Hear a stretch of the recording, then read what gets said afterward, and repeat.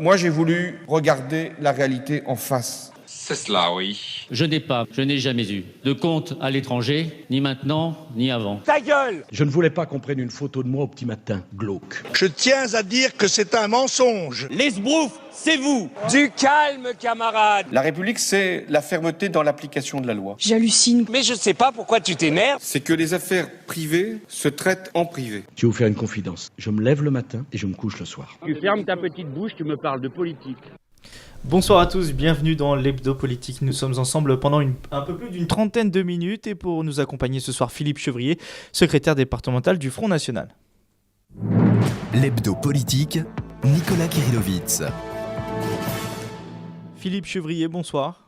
Bonsoir. Vous êtes né le 9 juin 1950, vous avez donc 64 ans, secrétaire départemental du Front National dans les Yvelines depuis 2007. Votre carrière politique, votre parcours, on va les découvrir dans quelques instants. J'indiquerai juste que vous étiez candidat aux élections municipales il y a un an sur la ville de Rambouillet.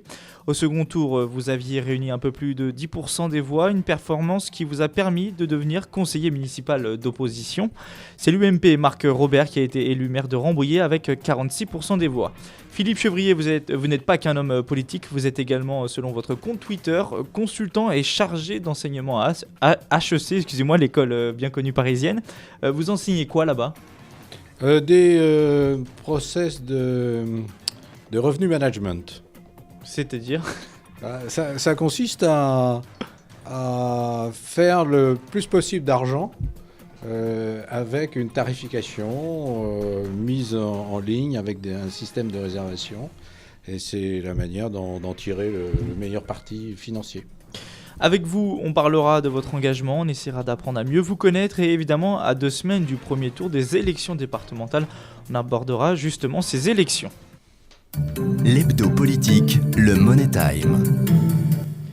Mais on commence cette émission avec le Money Time. C'est une série de questions-réponses rapides sur l'actualité.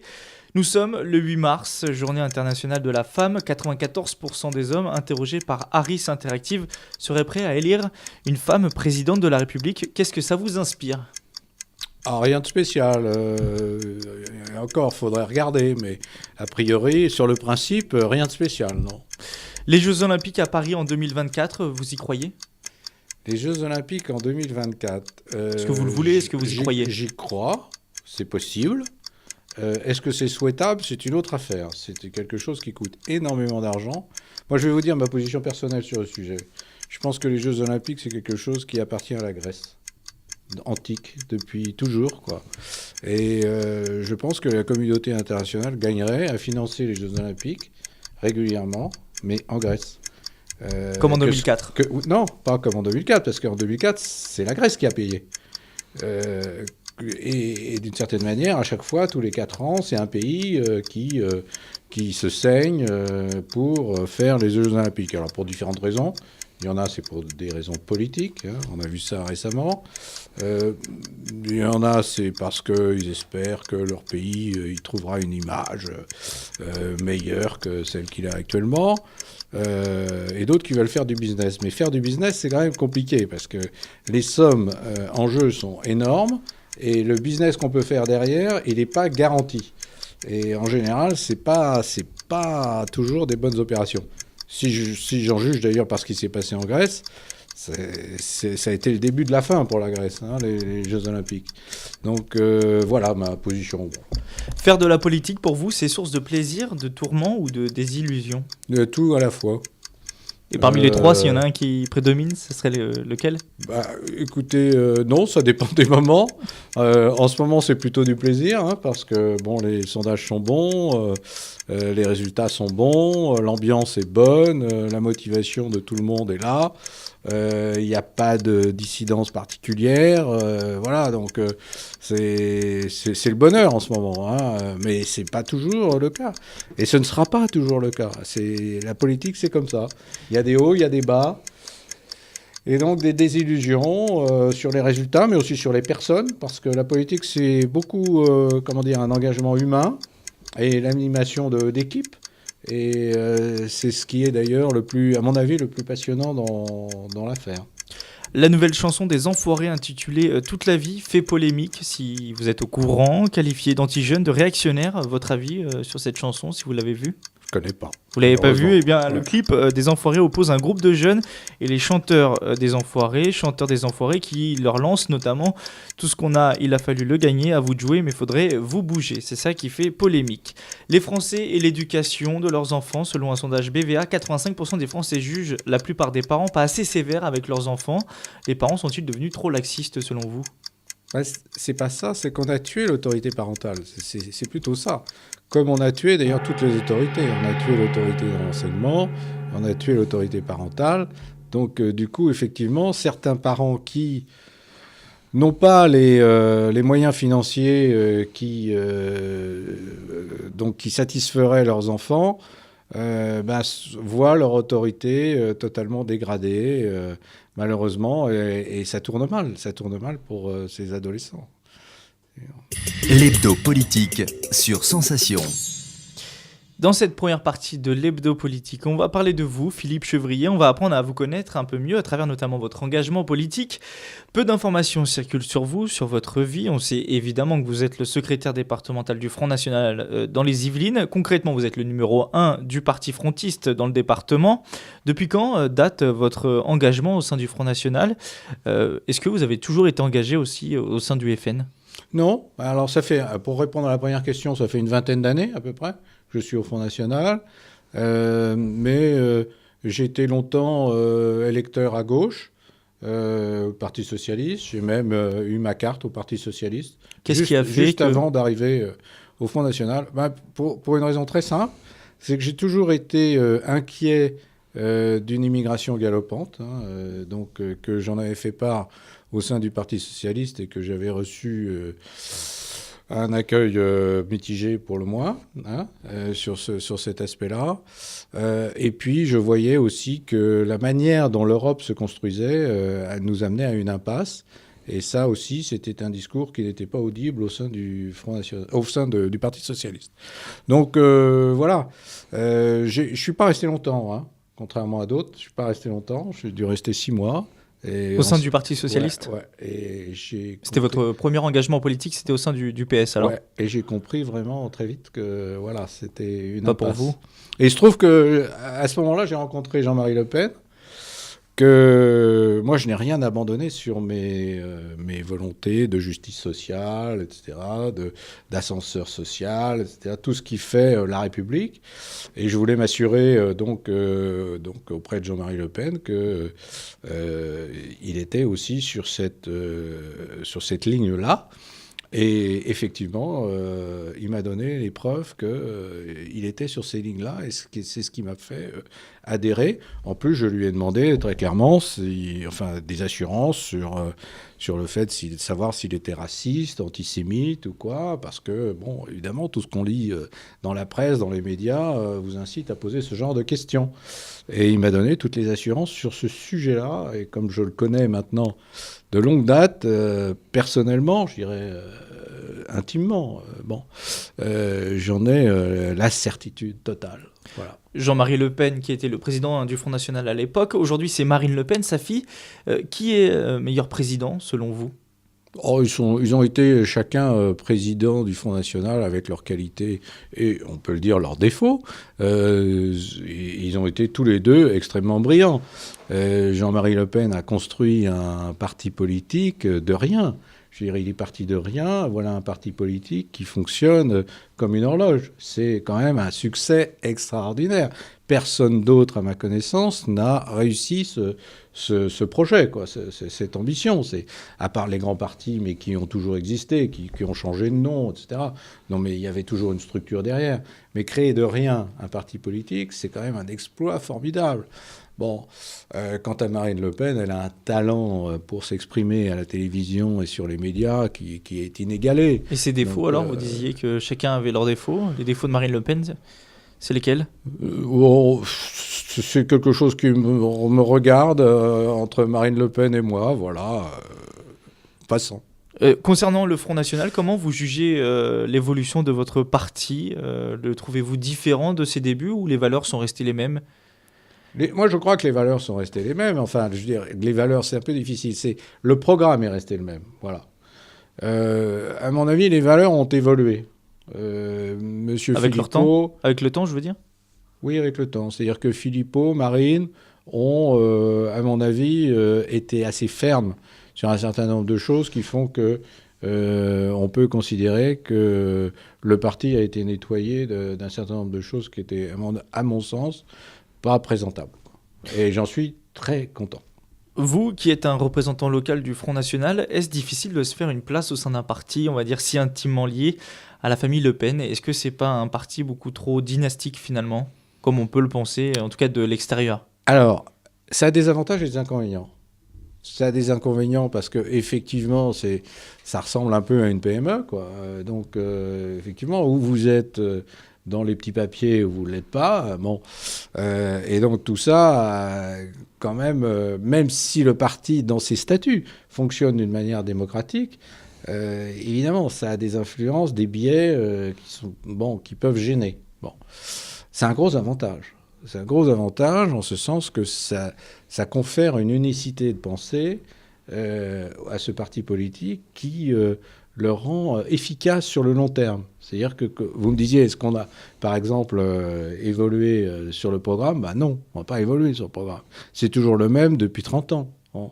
Et les gens finissent par se reconnaître dans quelque chose qui est stable. Contrairement à ce que vous voyez... Ça peut être négatif aussi, les problèmes peuvent changer, évoluer. Malheureusement, les problèmes de l'Europe ne sont peut-être pas les mêmes aujourd'hui qu'il y a 30 ans, je pense à ça. Malheureusement, ils ont certes évolué, mais pas dans le bon sens. Donc, c'est toujours dans le même sens. Donc, voilà. Donc, là, ça confère une force quand même. Et les gens, ça construit une image de marque claire pour les gens. Et donc, ils peuvent se référer à cette image assez facilement. Regardez l'UMP aujourd'hui. Entre la branche qui est plus à droite que le Front National et celle qui se rapproche du centre, qu'est-ce qui les rassemble, quoi, à part un chef hypothétique qui n'arrive pas d'ailleurs à éclore. Au Parti Socialiste, c'est la même chose. Entre Manuel Valls et Mélenchon, excusez-moi, mais bon, il n'y a rien qui les rassemble, quoi. Ça ne tient pas debout, quoi. Alors qu'au Front National, même s'il y a des sensibilités différentes aussi. Mélenchon qui n'est plus au Parti Socialiste. Oui, vous pensiez à Arnaud Montebourg, peut-être. Montebourg. Donc voilà, c'est les avantages. Quels sont, il y a été quand même Mélenchon. Oui, il y a été, oui, c'est ce que je vous disais. Il a été tellement vers l'extérieur qu'il a fini par sortir.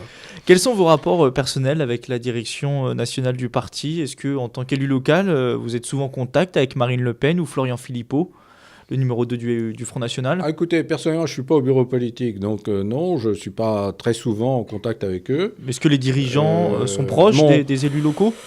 Mon interlocuteur, c'est Nicolas Bay, qui est le secrétaire général. Bon, j'ai d'excellents contacts avec lui. Il est extrêmement performant. Je suis très content qu'il soit secrétaire général.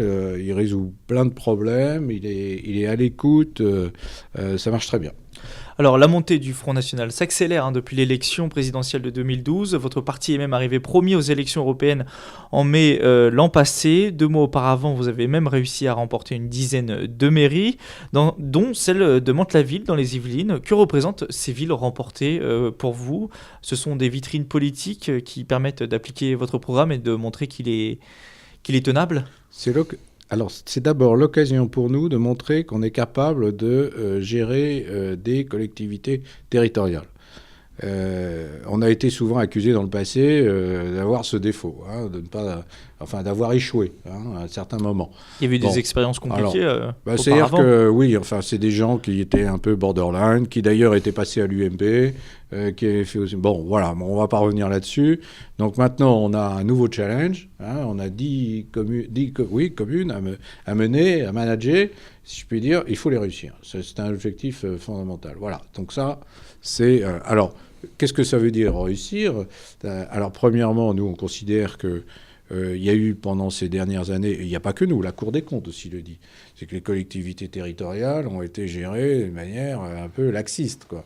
C'est-à-dire qu'on a créé les communautés de communes, avec des transferts de compétences de la part des communes, bon, très bien, mais les communes auraient dû réduire la voilure, au moins d'autant. Or, on constate que ce n'est pas le cas. C'est pas vrai. Bon, alors maintenant, l'État serre un peu les dotations budgétaires. Donc du coup, les communes se trouvent étranglées et ne trouvent rien de mieux. Et je parle des communes UMP des Yvelines, hein, que je connais bien, enfin pour la plupart, et ne trouvent rien de mieux que de réduire les investissements. Mais c'est pas ça le but du jeu. Le but du jeu, c'est de réduire les dépenses de fonctionnement. Mais ça leur rentre pas dans la tête. C'est-à-dire moins de Voilà. fonctionnaires peut-être. Alors, ils ont trouvé la combine de dire, on va réduire les investissements et on va dire que c'est de la faute du gouvernement. Voilà. Mais non, désolé, non, c'est pas la vérité. La vérité, c'est qu'ils ont laissé aller les choses pendant des années et que maintenant l'État leur demande de remettre les choses au carré en matière de dépenses de fonctionnement et qu'ils n'ont pas le courage de le faire. Parce que pour faire ça, il faut jouer sur les effectifs. Et jouer sur les effectifs, c'est douloureux. Voilà. Le fait d'avoir une ville comme Mantes-la-Ville dans le département qui est gérée par votre parti, ça le rend plus attrayant, j'imagine. Vous avez des adhérents de plus en plus. Oui, en termes de chiffres, ça évolue comment d'ailleurs dans les Yvelines? Non, mais pas particulièrement plus à Mantes, enfin dans le coin Je de veux dire, Mantes qu'ailleurs. Dans le département des Yvelines, c'est un ça chiffre va qui bien. évolue. Ça va C'est-à-dire, bien. quand vous dites ça va bien, ça veut dire quoi? On en est à 1500 adhérents, on en a peut-être 1 ou 2 par jour actuellement. Tous les jours, vous avez Ouais. une ou deux personnes qui vous rejoignent officiellement. Ouais. Quel regard d'ailleurs vous portez sur l'actualité de Mantes-la-Ville? En ce moment, ce qui fait la une, c'est la décision du tribunal de grande instance de Versailles de ne pas détruire le lieu de prière musulman de la ville. C'était le souhait de Cyril Naute, le maire FN. Cette affaire, pour le Front National, ça fait un peu cliché finalement, ça fait mal un peu, ou c'est un combat légitime, vous estimez? Non, écoutez, il faudra quand même que vous posiez la question au maire. Il est quand même mieux placé que moi pour vous répondre sur ce Mais vous, en sur tant ce que sujet, secrétaire départemental, ça vous m'a avez bien pas- un avis Oui, mais ce qu'il a fait m'a pas choqué. Il y avait des tractations qui étaient en cours avec une des organisations musulmanes que il a estimé qu'elle n'avait pas lieu d'être. Il a arrêté l'affaire. Ça n'a rien pour moi d'extraordinaire. Il entretient très bonne relation d'ailleurs avec la communauté musulmane dans son ensemble et ça me va très bien. Il a pourtant déclaré dans le Parisien du 27 février « Nous sommes dans un pays où certaines populations sont plus favorisées que d'autres ». Vous partagez ce point de vue? En tout cas, dans le département Mais est-ce qu'il pensait à quoi? J'imagine qu'il pensait aux musulmans de Mantes-la-Ville, puisque Ah, le lieu de prière n'a pas été détruit comme Ah il non, le attendez, souhaitait. là vous faites un rapprochement, je suis pas sûr que ce soit ça. Non, s'il y a des gens qui sont plus favorisés que d'autres, ils faisaient sans doute allusion au fait qu'il y a une politique en France Qui n'est pas égale de préférence étrangère. De préférence étrangère pour en particulier pour le logement. Donc oui, ça... Pas forcément Je les crois que c'est musulmans, ça ne plutôt à visait pas les voilà, musulmans. je crois que c'est plutôt à ça qu'il faisait allusion. Voilà. Philippe Chevrier, c'est l'heure de faire une pause musicale. Restez avec nous, on se retrouve dans quelques minutes pour la seconde partie de l'émission. Nous parlerons des élections départementales. L'hebdo politique, Nicolas Kirillovitz. De retour dans l'hebdo politique en compagnie de Philippe Chevrier, numéro 1 du Front National dans les Yvelines, mais également suppléant pour les élections départementales. Vous êtes suppléant sur le canton de Limay. Alors, pour ces élections, vous n'êtes finalement que suppléant. Pourquoi ne pas avoir brigué un poste de titulaire ? Mais j'ai brigué, cher ami, mais il s'est passé des choses compliquées. Des discussions, peut-être ? Oui, des discussions compliquées. Alors, je ne sais pas si ça vous intéresse, mais... Si, allez-y. Bon, très bien. Bon, donc, j'ai été investi sur Limay, et puis il s'est passé que le Front National a des accords avec un groupuscule qui s'appelle le Ciel. Je ne sais pas si vous connaissez Déjà entendu parler, oui. petit parti politique. Et donc, ils ont des accords avec nous.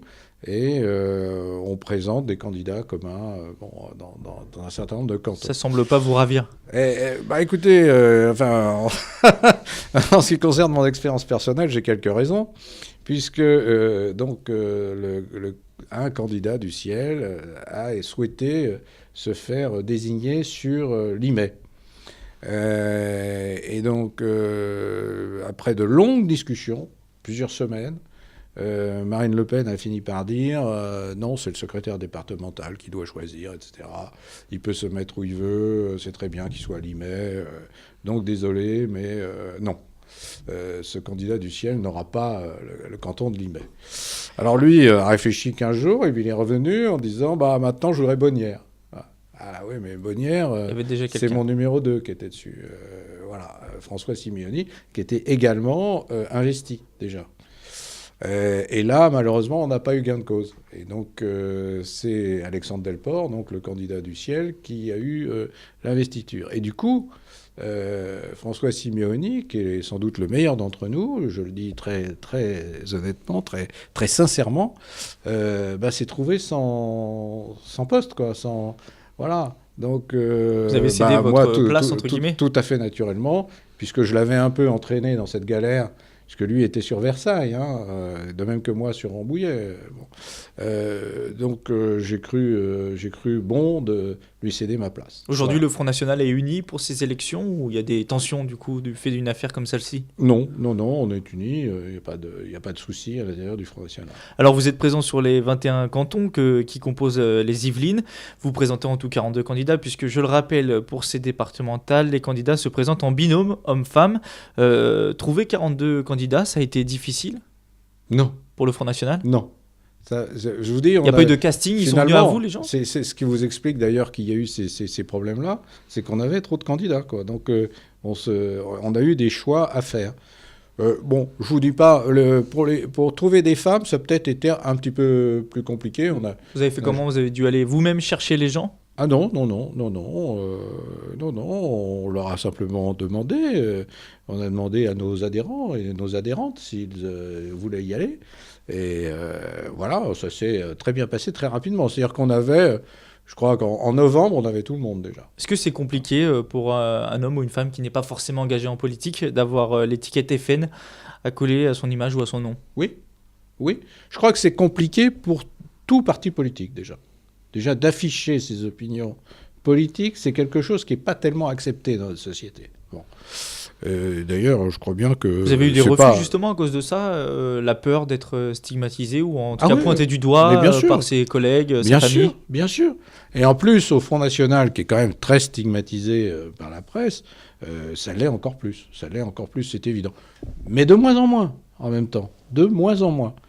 Moi qui ai travaillé longtemps dans un grand groupe international, je peux vous dire que sur la fin, c'était beaucoup plus cool que ça n'a été il y a une dizaine d'années, quoi. Sur l'ensemble du territoire, le Front National présente précisément 7648 candidats titulaires et suppléants combinés. Cela représente un peu plus de 93% des cantons couverts. Vous êtes le parti le plus présent de la classe politique française. Malheureusement, certains de vos candidats font polémique sur des propos tenus dans la presse ou sur des réseaux sociaux, qu'ils soient récents ou plus anciens. C'est quelque chose auquel vous faites attention, vous, en tant que secrétaire départemental. Vous avez passé des consignes peut-être pour les candidats dans les Yvelines? Ah, j'ai pas eu à le faire, parce que les gens qui sont autour de moi, ils savent aussi ce que je pense, et ils n'auraient pas eu droit de citer si c'était permis ce genre de propos. Et vous leur avez dit que si jamais ça arrive durant la campagne, il y aura sanction immédiate? Non, mais c'est... Le besoin de menacer peut-être? Non, alors là, je crois que la question se pose même pas, parce que je suis sûr des gens. Voilà. Donc sinon, il n'aurait pas été, mais même, proche de moi, quoi. Vous savez, il y a 4 ans, dans les réunions départementales, il m'est arrivé d'être seul. Parfois 2, parfois 4 personnes. Et ça a duré 2 ans. Voilà. Aujourd'hui, c'est des centaines, quoi. Mais je peux vous dire que je suis sûr de tous les adhérents des Yvelines. J'en suis sûr. Est-ce que vous, Philippe Vous voyez Chevrier... mon parcours, je veux dire, vous avez bien compris mon parcours. Justement, il est hors de question que j'entende ce genre de propos à un moment donné, sinon c'est dehors. Est-ce que vous représentez un courant, on va dire, spécifique au sein du Front National? C'est sans doute une sensibilité. C'est sans doute une sensibilité particulière. Ouais. Laquelle? Enfin... elle est peut-être plus proche de Florian Philippot, voilà, on va dire. Lors de la présentation des candidats du Front National dans les Yvelines, début février, vous déclariez, je vous cite, vouloir prendre l'Assemblée Générale, qui va devenir l'Assemblée départementale d'ailleurs. C'est vrai, c'est sincère, ou alors c'est surtout pour motiver les troupes, on va dire? Un peu les deux. Mais il faut être honnête. Mais je considère que c'est un devoir civique. De prendre l'Assemblée départementale ? C'est un devoir civique. C'est une honte qu'un département soit dirigé par un repris de justice. C'est une honte. Vous pensez à Pierre Bédier, évidemment, qui a été condamné en 2009, qui a purgé sa peine, d'inéligibilité. Oui, et lui, c'est pas sur des propos malencontreux. C'est parce que ce monsieur, il a été pris les doigts dans la prise sur des affaires financières. Et c'est une honte. C'est absolument une honte. Vous pensez qu'une fois qu'on a été condamné, on ne pourrait plus se présenter en France ? D'abord, je pense que ça vaudrait mieux, oui. Et si nous arrivions au pouvoir, ce serait sans doute une suggestion que je ferais. Mais au-delà de ça, vous vous rendez compte que ce type est redevenu président du Conseil général avec la complicité de l'ensemble des élus de l'UMP local. Ces gens-là ne méritent pas mieux que Pierre Bédier. Ces gens-là se sont comportés d'une manière mais ignoble vis-à-vis des concitoyens. C'est une honte ce qui s'est passé. Voilà un type qui est inéligible pendant 6 ans. Il s'arrange pour que ça soit réduit à 3 ans.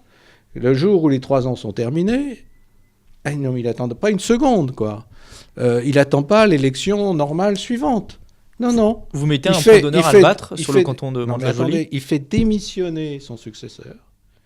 Normalement, ça aurait dû être d'ailleurs sa suppléante qui prend le poste. Ah oui, mais je trouve que sa suppléante, c'était Madame Bédier. Donc il fait démissionner également Madame Bédier. Il lance du coup une élection partielle aux frais du contribuable quand même. Ça coûte de l'argent ces affaires-là. Hein. Bon. Et il obtient des scores de dictateur au Val-Forêt. Ça n'engage que 75-80%. Non mais attendez, 75-80% au Val-Forêt pour un mec de droite. Non mais attendez, ici, moi je comprends pas le Parti Socialiste d'ailleurs. Ils auraient dû hurler sur un truc pareil. Mais est-ce que vous mettez un point d'honneur à le battre sur le canton de Mantes-la-Jolie, Pierre Bédier ? Mais c'est évident, mais le broyer, pas le battre, le broyer, le sortir de la vie politique. Mais c'est une honte ce qui se passe. Mais pas que lui, tous les complices de l'UMP. Car ceci est une honte, sauf à ce qu'ils me prouvent qu'ils ont été forcés de le faire. Ce qui s'est passé est une véritable honte. Voilà. Est-ce que ça veut dire que si le 29 mars, le soir du 29 mars, vous n'avez pas une majorité Front National, ces élections seraient un échec pour vous finalement ? Personnel, oui. C'est-à-dire que vous croyez vraiment pouvoir avoir la majorité dans le département ? C'est ce que vous dites. C'est un devoir civique. C'est un objectif. Je n'ai pas dit que ça va se faire. J'espère que ça va se faire. Et il y a des chances que ça se fasse. Donc voilà, donc on met tout en branle pour ça. Alors actuellement, le Conseil général est composé de 28 élus de droite et 11 de gauche. Quel est votre principal adversaire ? Est-ce que c'est l'UMP, le parti favori, ou le Parti socialiste qui semble être, passez-moi l'expression, une proie facile ? Une proie facile, attention, en politique on n'est jamais mort, hein, donc voilà, bon, une proie facile, oui, enfin, ils sont quand même au gouvernement, donc proie facile, bon, il y a mieux quand même. Non, l'adversaire principal dans ce département, c'est l'UMP. C'est clairement cette bande d'escrocs, quoi, qui ont fait n'importe quoi au niveau du département. En plus de ça, si vous voulez, j'ai des soupçons très forts en matière financière parce qu'on a regardé, depuis qu'on est dans les conseils municipaux, comment les conseils municipaux UMP étaient gérés. Et franchement, c'est n'importe quoi. C'est n'importe quoi. Vous avez des preuves de ce que vous avancez ? J'ai un peu abordé le sujet tout à l'heure. Mais c'est vrai qu'ils ont laissé faire. Regardez les effectifs, tout simplement. C'est du délire. Ils ont recruté des gens alors qu'ils étaient déjà en sureffectif en période électorale. Par exemple, à Rambouillet, 52 personnes de plus en période électorale. Ils sont 500. 500 à Rambouillet. Non mais expliquez-moi. Alors qu'il y a déjà en plus 200 personnes à la communauté de communes. C'est le premier employeur de Rambouillet. Vous savez, en France, on se plaint qu'on a des PME, on n'a pas de TPE, on a des mairies, hein, je veux vous dire. Hein, c'est incroyable, quoi. Le jour où on revient à des effectifs normaux dans les mairies, mais on va avoir un gros problème de chômage. Hein. Aujourd'hui, permettez-moi de passer à autre chose. Aujourd'hui, vous avez 21 binômes, donc 42 candidats. Si jamais l'un de vos binômes ne se qualifie pas pour le second tour, est-ce que vous avez déjà réfléchi à une stratégie pour le vote au second tour ? Vous direz quoi à vos électeurs ? Faites ce que vous voulez, ne votez pas, votez plutôt PS que UMP ? Oui, il faut retourner voter Front National. Vous diriez qu'il faut retourner voter Front National, même si vous n'êtes pas au... Oui, bien sûr.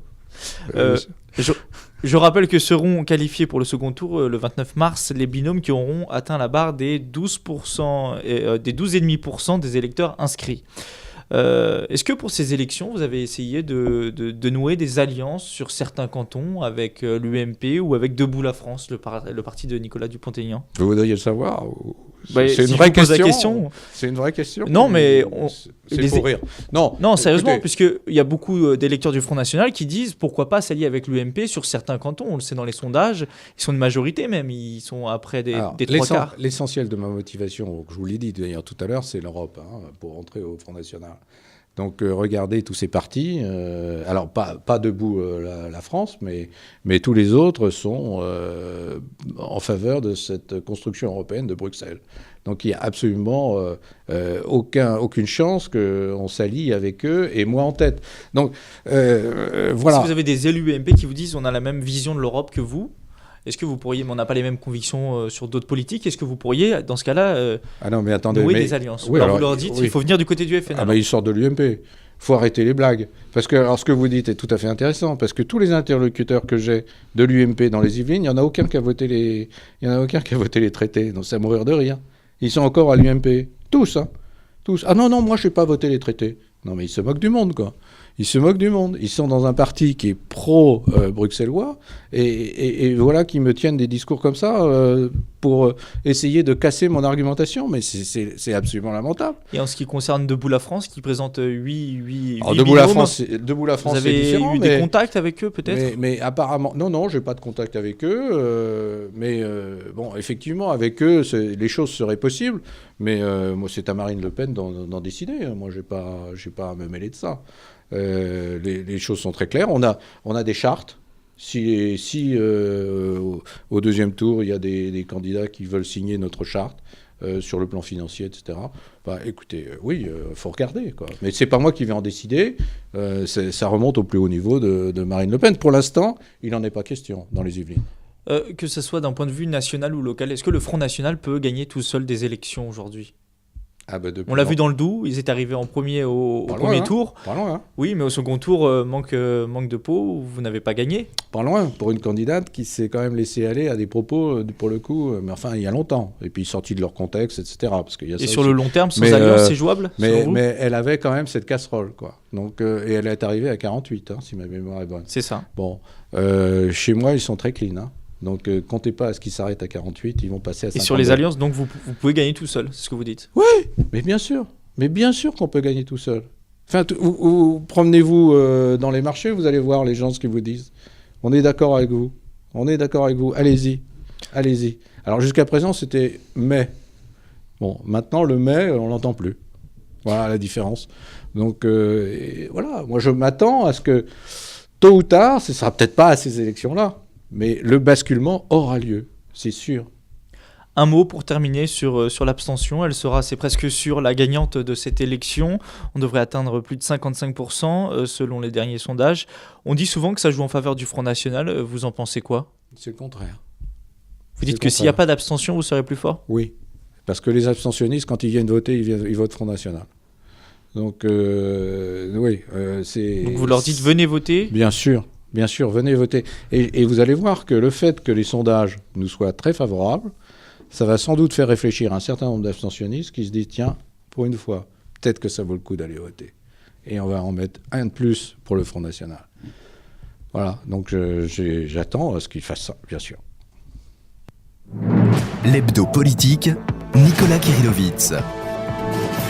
L'hebdo politique, c'est fini pour ce dimanche 8 mars. Merci Philippe Chevrier d'avoir répondu à nos questions. Je rappelle que vous êtes secrétaire départemental du Front National.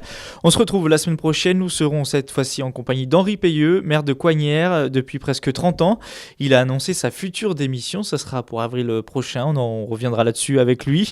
Rendez-vous dimanche à 18h. Bonne fin de dimanche à tous et bonne semaine à tous. L'hebdo politique.